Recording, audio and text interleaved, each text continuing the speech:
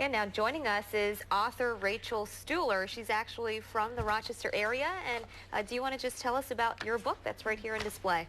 My book is Absolutely True Lies, and it follows a third-rate entertainment journalist named Holly Grayson who loses her job at a magazine no one reads, and she thinks she's going to have to abandon LA and move back to upstate New York, and sort of lucks into a job ghostwriting the autobiography of a Nickelodeon pop star.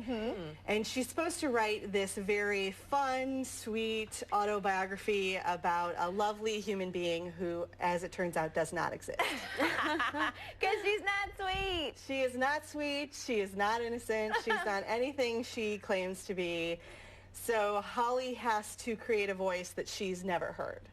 And it takes them through months of her insane life with these people, getting left behind places, not being fed, not being paid, almost being left in Rome, sneaking out of hotels in the dead of night. Oh, sounds like a exciting life, though. It's really exciting to write about. It is not so much fun to live. Okay, now you know a little bit about this because after graduating from Nazareth Academy, you moved out to LA. I did. I moved there in my early 20s, and I was completely poor, and I ate baby food and slept on the floor because I couldn't afford a bed for a while. And Glamorous. Yes, it's the glamorous LA life. I worked my way up through film crews, and then at some point I started pushing pages into the hands of the producers I was working with. Luckily, they liked them, and I was able to sell a few scripts. And once I started selling scripts, I randomly would get phone calls from people, and they would say, I am related to, or I work with so-and-so. A celebrity. Yes, a celebrity.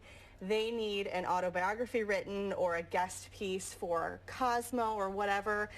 Would you be willing to come on and do that? In the beginning, for me, it was all about the money, because when you're first starting out as a writer, you don't make that much money. And you didn't want to eat the baby food anymore. I did not. By this point, I had gotten used to sleeping in a bed and eating real food. Yes, food I'd bought from the grocery store. So I didn't want to go back there. So I took these jobs, and the first few, I didn't feel like I had the leverage to say, please don't treat me this way. So I literally was left places. Wow. I once went somewhere with the person's family, and for 18 hours they neither fed nor gave me water while they ate in front of me. And then the next time I worked with them, when I brought food, I was told I was rude. Oh, no. Oh. Okay, and now we've asked. Don't think we haven't asked. You're like, which celebrities? I can't say. Can you say actor, singer? I've worked with, honestly, a bunch of different people. I've worked with actors. I've worked with athletes. I actually worked with a lot of athletes.